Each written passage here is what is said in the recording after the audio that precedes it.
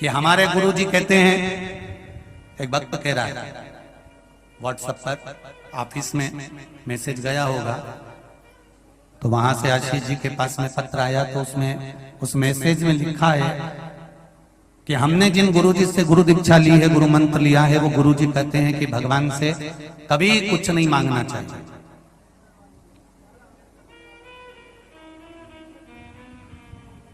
और सीहोर वाले महाराज हमेशा कहते रहते हैं कि भगवान से कहो, भगवान से कहो, भगवान से कहो। तो फिर हम उनकी सुने कि इनकी सुने? तो हमारा निवेदन है, जिसने आपको गुरु मंत्र दिया है आप उसकी सुनो। पर हमारी शिव महापुराण की कथा तो कहती है, बेटा जब रोटी खाने बैठता है ना, और मां अंदर काम कर रही होती है,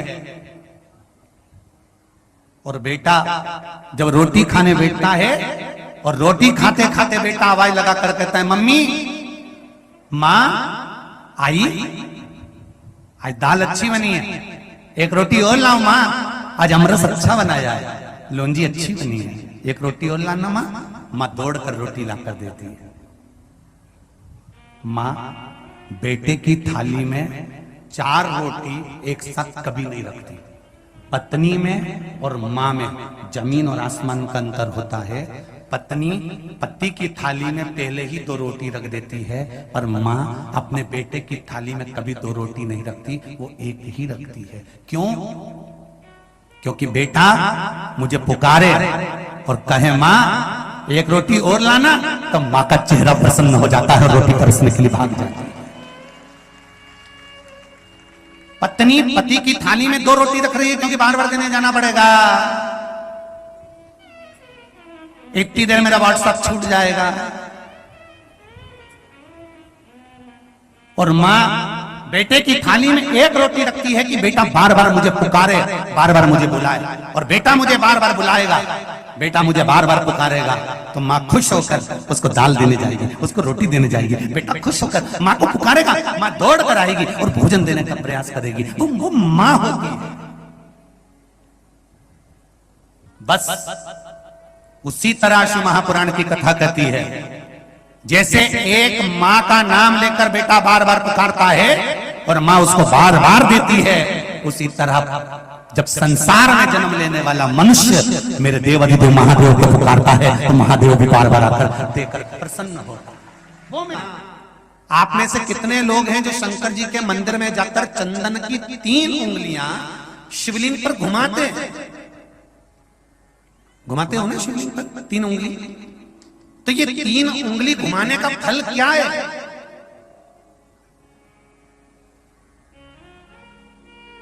क्या फल है?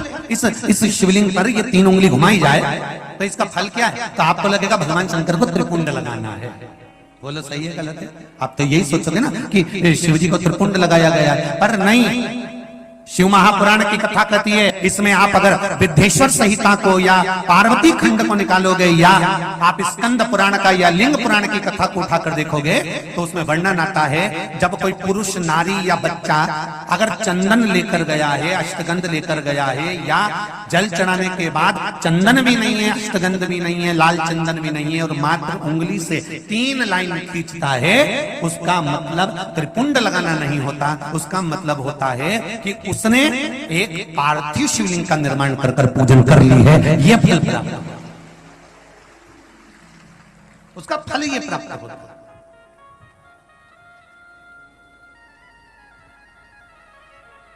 अब आप तो अभी तक सोचते थे कि हमने तो चंदन लगा के आए, हम तो भगवान को चंदन की लाइन खींच कर, हम भगवान को त्रिपुंड बनाकर आए। त्रिपुंड नहीं, भगवान शंकर को आपने त्रिपुंड लगाया वो अपनी जगह पर भगवान शंकर को जो आपने 3 लाइन खींची है, हाथ का जो स्पर्श कर कर घुमाया है, इससे पार्थिव शिवलिंग के निर्माण का फल प्राप्त हो जाता है।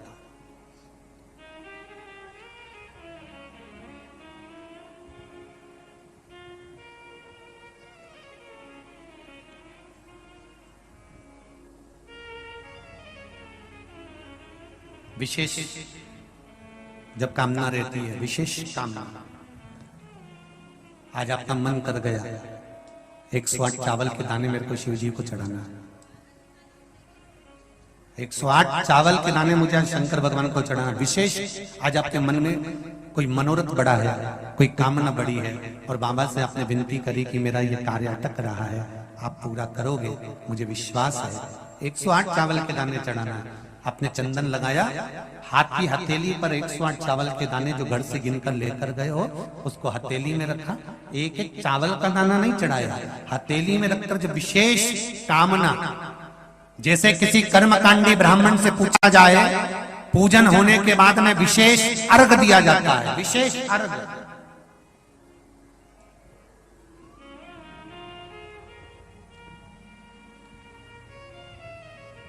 उसी तरह विशेष कामना के लिए एक पत्र में आया विशेष कामना का फल, किसी ने सुन लिया था। देखिए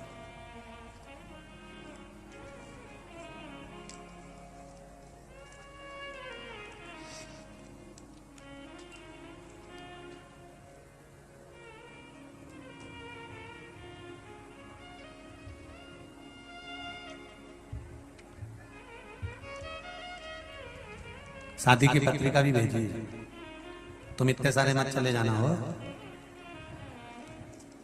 गुरुजी शिव महापुराण की कथा 4 महीने से टीवी पर सुन रही हूं। मेरे छोटे भाई की शादी 5-6 साल से नहीं हो पा रही थी, तब आपने कथा में पशुपति व्रत के बारे में बताया था, अक्षत की पूर्णता के बारे में बताया था। मैंने मेरे भाई के लिए करा और बाबा की कृपा से मेरे भाई की शादी 26 जून की है। मैं शिव बाबा को पत्रिका देने के लिए आया, निमंत्रण पत्र भी ऐसे, पत्रिका भी साथ। विशेष अर्घ की महत्वता जैसे है उसी तरह अक्षत की महत्वता विशेष। 108 अक्षत के दाने हाथ में हो और आपकी कामना कर कर जिस कार्य के लिए आपने बाबा को आज स्पर्श किया है, हाथ में लेकर जहां आपने चंदन लगाया है उसी जगह पर हथेली से बाबा को चंदन वाले स्थान पर उस 108 चावल के दाने को रख देना चाहिए, छोड़ देना चाहिए या लगा देना चाहिए। विशेष अर्घ का महत्व किसी कर्मकांडी ब्राह्मण से अवश्य पूछना कि उसका फल क्या है। विशेष अक्षत का महत्व शिव महापुराण की कथा का विशेष। अब आपका समर्पण, आप जो देवाधिदेव महादेव को समर्पण कर रहे हो, भगवान शंकर की आराधना कर रहे हो, भगवान शिव की स्तुति कर रहे हो, भगवान शंकर के स्मरण में लगे हुए हो, उसका एक महत्व, उसका एक सुख। शिव पुराण कर रही है, शंभो शरणे पड़ी मांगू घड़ी रे दुख काटो दया करी निदर्शन दया करी निदर्शन। 108 चावल के दाने लेकर, तो यहां मात्र स्पर्श की मूलता कर दी। ध्यान रखिएगा। तो जो पत्र लिखे हैं और पत्र में उन्होंने लिखा कि हमारे यहाँ हमने ऐसा सुना है कि शिवलिंग, गर्भवती नारी शिवलिंग का स्पर्श या शिवलिंग की पूजन नहीं कर सकती, तो उसको कृष्णेश्वर महादेव, 12 ज्योतिर्लिंग में से एक ज्योतिर्लिंग है कृष्णेश्वर महादेव। कृष्णेश्वर महादेव की पूर्ण कथा का स्मरण कराइएगा कि स्वयं सुधर्म नाम का ब्राह्मण अपनी पत्नी से कह रहे हैं कि अगर अब आपसे बालू का शिवलिंग नहीं बनता, मिट्टी का शिवलिंग नहीं बनता, तो एक काम करिए, अब आप बालू के शिवलिंग की जगह, मिट्टी के शिवलिंग की जगह, पार्थिव शिवलिंग की जगह एक काम करना कि आप किसी मंदिर में जाकर शिवलिंग का मात्र स्पर्श कर लेना, भी केवल स्पर्श कर लेना भी पार्थिव शिवलिंग के निर्माण का फल है। केवल स्पर्श, आप लोग जाते हैं शिव मंदिर, तो शिव मंदिर जाते हैं तो शिवलिंग का स्पर्श करते हैं, जम के तो बोलो जरा, करते हो सब लोग? तो शिवलिंग का मात्र स्पर्श केवल छूना नहीं है, स्पर्श का मतलब होता है शंकर भगवान को आप चंदन ले गए हो कि नहीं ले गए हो, अष्टगंध ले गए हो कि नहीं ले गए हो, पर ये तो मुझे विश्वास है कि एक लोटा जल लेकर जरूर जाते हो। जल चढ़ाने के बाद भी अगर आप 3 उंगलियां शिवलिंग पर अगर मात्र घुमा देते हो तो समझ लो कि आप प्रतिदिन पार्थिव शिवलिंग का निर्माण कर रहे हो। और शिवलिंग की पूजन प्रतिदिन आप शिवलिंग का स्पर्श मात्र घुमाने पर ही पार्थिव शिवलिंग का निर्माण कर रहे हो।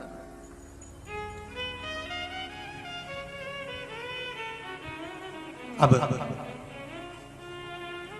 जिसके मन में संशय है कि शिव जी का अगरबत्ती नारी पूजन न करे, और ऐसा जिसने बताया है ना तो उसको जरूर एक बार पकड़ के लेकर आना और बताना कि भाई कौन सी पुराण में किस जगह लिखा है कि ये शिवलिंग का यहाँ पर दर्शन नहीं करना चाहिए, उसका वर्णन होना चाहिए। अगर शिव महापुराण की कथा में से कोई भी चीज चढ़ाने की बात करते हैं, जैसे काली मिर्ची चढ़ाने का बोला, तो उसका भी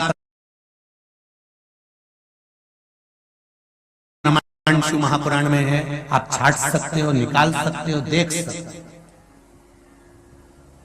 गेहूं के दाने का प्रमाण शिव महापुराण में है, अरहर की दाल का प्रमाण शिव महापुराण में है, दुर्वा के जल का प्रमाण शिव महापुराण में है, डाब के प्रमाण शिव महापुराण में है, चावल का प्रमाण शिव महापुराण में है। कौन कौन सी चीजों से भगवान शंकर के शिवलिंग का निर्माण होता है, यहां तक वर्णन करा गया कि भस्म से निर्मित शिवलिंग का भी पूजन हमारे यहां शिव महापुराण में वर्णन है।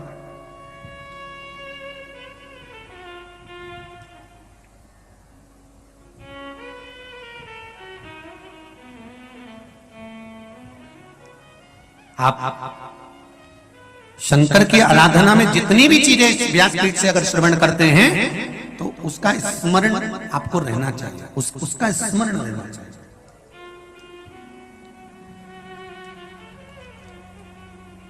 महाराज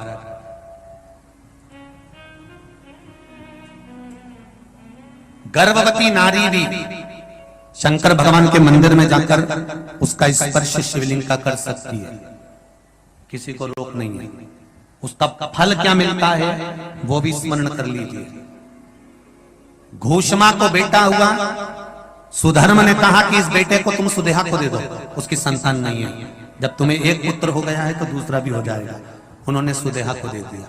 सुदेहा ने पाल पोस कर बेटे को बड़ा कर लिया, उसकी शादी कर दी, घर में बहू आ गई। बहू को मालूम पड़ा कि मेरी असली सास तो घोषमा है, ये सुदेहा मेरी असली सास नहीं है। क्रोध आ गया, उसने सास को पूछना बंद कर दिया सुदेहा को, गुस्से में आ गई सास। सुदेहा ने मन में सोचा कि बेटा ही नहीं रहेगा तो बहू किस काम की रहेगी।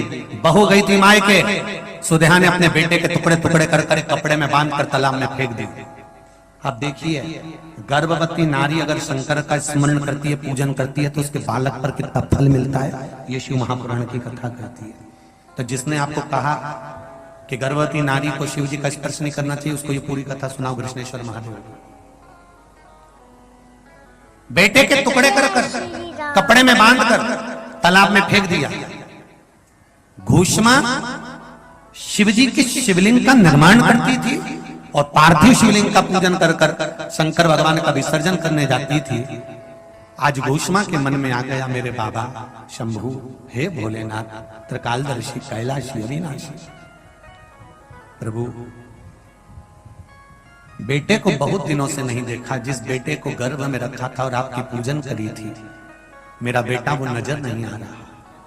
शंकर भगवान ने एक हफ्ते पहले मरे हुए घोषमा के बेटा जो टुकड़ा टुकड़ा हो गया था, उस बेटे को जीवित तालाब से बाहर निकाल दिया।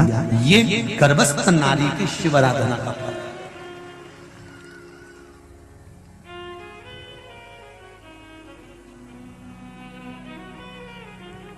फिर कहेंगे शक्कर रात को खाओ तो भी मीठी लगेगी, दिन में खाओ तो भी मीठी लगेगी। शिव नाम, शिव महापुराण की कथा आपकी मर्जी पड़े तब श्रवण करो। शंकर के मंदिर में जब तुम्हारा मन पड़े तब जाओ। हाँ, आजकल ब्राह्मण देवताओं ने थोड़ा सा नियम बना दिया कि इतनी बजे तक जल चढ़ाएंगे, इसके बाद नहीं चढ़ाएंगे। पर मेरे शंकर भगवान का पहले मंदिर में कोई कपाट नहीं होता था।